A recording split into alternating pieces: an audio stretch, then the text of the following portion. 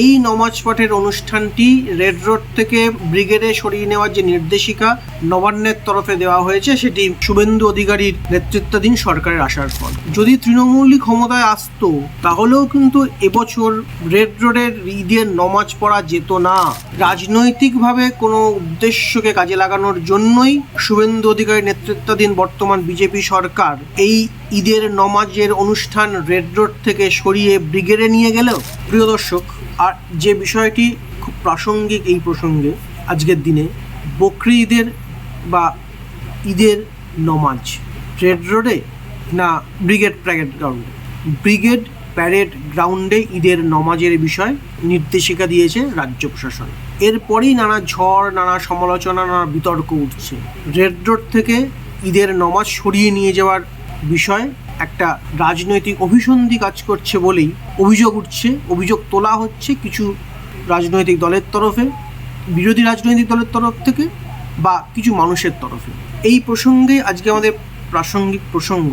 দেখুন, যদি এইটা আজকের সরকারের হয়, সরকারের নির্দেশিকা হয়, আমরা তার আলোচনা করব, কিন্তু আসলটা কি যদি পূর্ববর্তী কোনো সিদ্ধান্ত থাকে সেটাও আলোচনা করব। ঠিক না ভুল আপনারা বলবেন। তবে প্রথমেই আলোচনা শুরুর আগে বলতে চাই, প্রিয় দর্শক, আপনাদের সামনে আমরা আবারও বলতে চাই, এইটা কিন্তু একটা দীর্ঘকালীন প্রক্রিয়া। এর সঙ্গে বর্তমান সরকারের শুভেন্দু অধিকারীর নেতৃত্বাধীন বিজেপি সরকারের এই যে স্থান পরিবর্তনের বিষয়টি নিয়ে, অর্থাৎ রেড রোড থেকে ব্রিগেড প্যারেড গ্রাউন্ডে সরিয়ে নিয়ে যাওয়ার বিষয়টির মধ্যে বর্তমান শুভেন্দু অধিকারীর নেতৃত্বাধীন বিজেপি সরকারের ভূমিকা বোধহয় কিছুই নেই। কেন শুনুন। রেড রোড চত্বরে ঠিক কবে থেকে ঈদের নমাজ পাঠ সূচনা তা নিয়ে অনেক যুক্তি, অনেক মতভেদ রয়েছে, মতান্তর রয়েছে।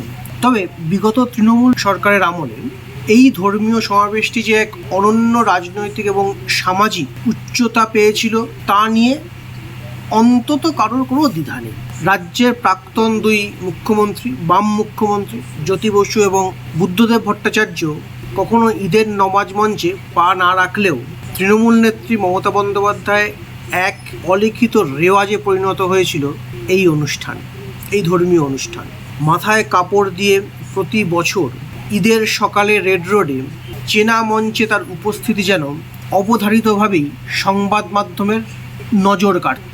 সাম্প্রতিক বছরগুলিতে তিনি তার রাজনৈতিক উত্তরসূরি অভিষেক বন্দ্যোপাধ্যায়কেও ওই একই মঞ্চে নিয়ে আসা শুরু করেছিলেন। তবে 2026 সালের মে মাসে দাঁড়িয়ে সেই চেনা ছবিটা 2026 সাল মানে বিধানসভা নির্বাচনের ভরাডুবির পরে এই ছবিটা সম্পূর্ণরূপে অতীত হতে চলেছে। বিধানসভা নির্বাচনে তৃণমূলের এই ভয়ঙ্কর পরাজয়, মুখ্যমন্ত্রীর চেয়ার থেকে মমতা বন্দ্যোপাধ্যায়ের অপসারণ এবং শুভেন্দু অধিকারীর হাতে ক্ষমতার হ্রাস অনেক কিছুই পাল্টে দিল। রাজ্য সরকারের বদলে যাওয়ার পর যে রাতারাতি সিদ্ধান্ত বদল, ব্যাপারটা মোটেও কিন্তু তেমন নয়। রেড রোডের সম্পূর্ণ নিয়ন্ত্রণ থাকে, আমাদের জানতে হবে, এটা আমরা জানি, রেড রোডের সম্পূর্ণ নিয়ন্ত্রণ থাকে ভারতীয় সেনাবাহিনীর হাতে। সেখানে সামরিক কুচকাওয়াজ ছাড়া আর কোনো বড় ধরনের অনুষ্ঠান, ধর্মীয় অনুষ্ঠান, সামাজিক অনুষ্ঠান, যে কোনো কিছু করার জন্যই সেনাবাহিনীর সদর দপ্তর বা ফোর্ট উইলিয়ামের সবুজ সংকেত পাওয়া অত্যন্ত বাধ্যতামূলক। সেনা সূত্রের খবর, গত বছরের নমাজের প্রধান আয়োজক সংস্থা খিলাফত কমিটিকে স্পষ্ট করেই জানিয়ে দেওয়া হয়েছিল কৌশলগত নিরাপত্তার স্বার্থেই রেড রোডে আর নমাজ পড়তে দেওয়া হবে না। তবে তৎকালীন মুখ্যমন্ত্রী মমতা বন্দ্যোপাধ্যায় নিজে সেনা কর্তৃপক্ষের কাছে বিশেষ অনুরোধ জানানোর পর গত বছর মানে 2025 সালে শেষবারের মতন রেড রোডে নমাজ পাঠের অনুমতি দেওয়া হয়েছিল। অর্থাৎ যেটা বলার ছিল আর কি, মানে এই বছরই যেটা বারবার করে বলা হচ্ছে, এবছর নাকি শুভেন্দু অধিকারী নেতৃত্বাধীন বিজেপি সরকার ক্ষমতায় আসার পর এই নমাজ পাঠের বিষয়টি স্থান পরিবর্তন করা হচ্ছে। তা কিন্তু আদেও, তথ্য যদি দেখা হয়, আদেও সত্য নয়। কারণ গত বছর 2025 সালেই কিন্তু বিষয়টি স্পষ্ট করা হয়েছিল, ফোর্ট উইলিয়ামের তরফ থেকে বলে দেওয়া হয়েছিল, নির্দেশ দেওয়া হয়েছিল, আর বিভিন্ন নিরাপত্তার কারণে, বিভিন্ন কারণে আর ঈদের নমাজ রেড রোডে পড়ার অনুমতি দেওয়া হবে না। বর্তমান রাজনৈতিক পরিস্থিতিতে এবার সেই বিশেষ অনুরোধের ব্যাপার নেই। কেন? ভারতের সংবিধান যেহেতু প্রত্যেক নাগরিকের স্বাধীনভাবে ধর্মচারণের অধিকার দেয়, তা এত বড় ধর্মীয় জমায়েতের জন্য বিকল্প ও নিরাপদ ব্যবস্থা করার গুরুদায়িত্ব এসে পড়ে নবান্নের কাঁধেই। সেই দায়িত্ব নবান্ন পালন করেছে এবং স্বাভাবিকভাবেই নবান্নর তরফ থেকেই বলে দেওয়া হয়েছে যে এই সামাজিক অনুষ্ঠানের, এই ঈদের নামাজ পাঠের পুরো অনুষ্ঠানটি হবে ব্রিগেডে।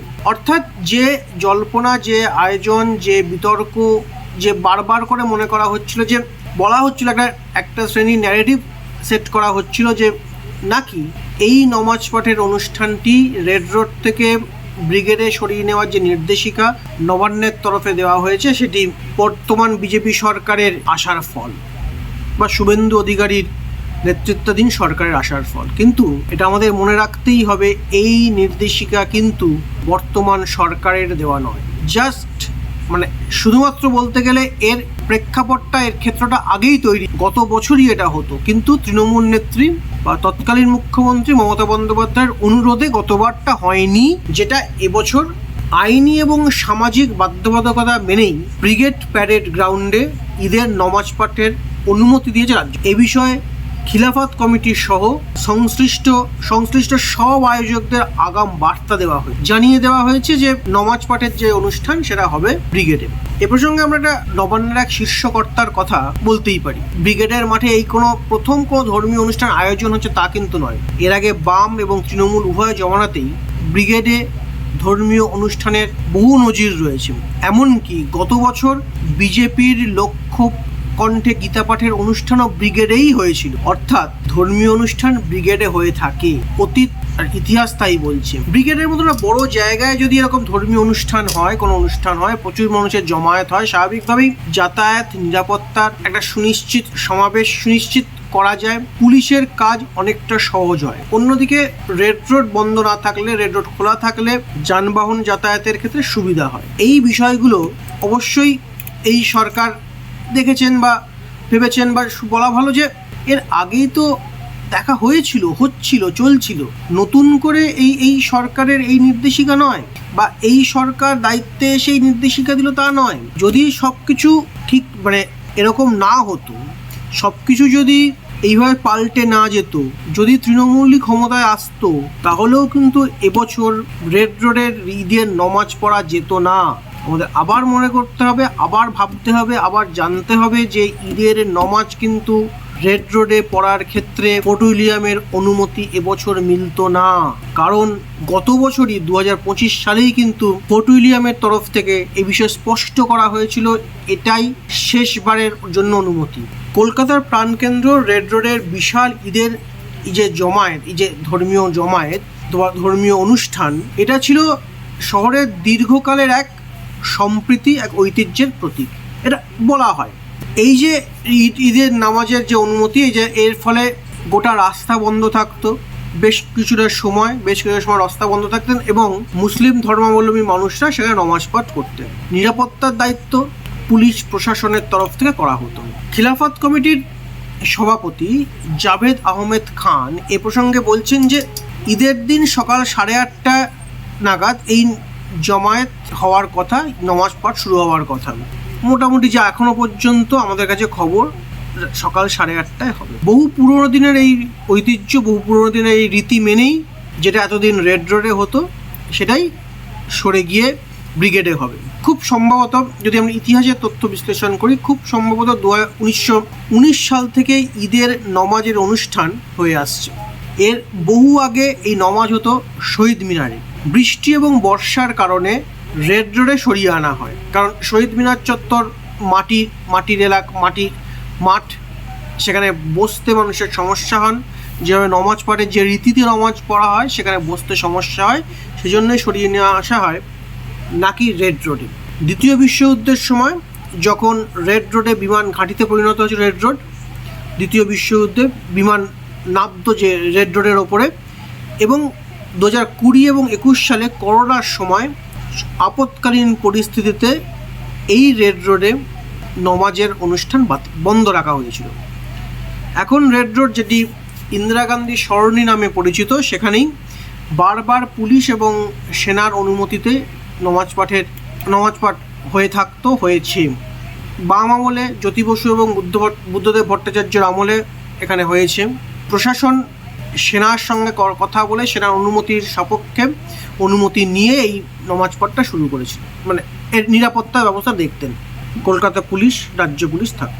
আবার তৃণমূল আমলে, যেটা আমরা প্রথমেই আলোচনা করছিলাম, তৃণমূল আমলে মমতা বন্দ্যোপাধ্যায়ের সেই মাথায় সাদা কাপড় পরে এই রেড রোডের মঞ্চে থাকা যেন একটা রাজনৈতিক বাতাবরণ তৈরি করেছিল, যেন এই একটা শ্রেণীর রাজনৈতিক মহল, একটা শ্রেণীর বিরোধীরা বারবার অভিযোগ করে থাকেন মমতা বন্দ্যোপাধ্যায়দের এই নামাজ পাঠকে রাজনৈতিক হাতিয়ারে পরিণত করতেই এই কাজ করেছিল। সে নিয়ে তর্ক আছে, বিতর্ক আছে। তিনি যখন পরবর্তীকালে দলের সর্বভারতীয় সাধারণ সম্পাদক অভিষেক বন্দ্যোপাধ্যায়কে নিয়ে আসেন এই মঞ্চে এই ঈদের নামাজ পাঠে, এবং এখান থেকে একের পর এক ঘোষণা এবং একের পর এক বার্তা দেওয়ার চেষ্টা করেন সংখ্যালঘু সম্প্রদায়ের মানুষদের উদ্দেশ্যে কিছু বলার, সেটাকেই বলা হয়, মনে করা হয় তিনি নাকি এই মঞ্চ থেকে এই ধর্মীয় অনুষ্ঠানের মঞ্চকে কাজে লাগিয়ে নিজের ভোট ব্যাংক শক্ত করার চেষ্টা করেছিলেন বা করেছিলেন। এগুলো বিতর্কের ব্যাপার, এগুলো আলোচনার ব্যাপার, সেটা আজকের প্রসঙ্গ না। আজকে আমাদের প্রসঙ্গ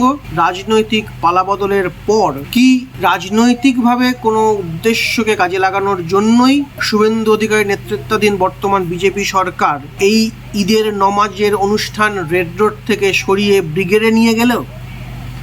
ব্রিগেডে নিয়ে গিয়ে ঈদের নমাজ পাঠের যে কার্যকলাপ রেড রোডে হয় সেটা বন্ধ করলো। কিন্তু আমাদের মনে রাখতে হবে, এই সিদ্ধান্ত যদি বর্তমান রাজ্য সরকার, নবান্ন মানে রাজ্য প্রশাসন যদি না ঘোষণা করত, তাহলেও কিন্তু রেড রোডে ঈদের নমাজ হতো না। কারণ আবারও মনে রাখতে হবে, ঈদের নমাজের রেড রোডে ঈদের কোনো ধর্মীয় অনুষ্ঠান, শুধু ঈদ নয়, যে কোনো ধর্মীয় অনুষ্ঠানের জন্য রেড রোডে অনুষ্ঠান করতে গেলে তা দরকার, আয়োজন করতে গেলে তা দরকার ফোর্ট উইলিয়ামের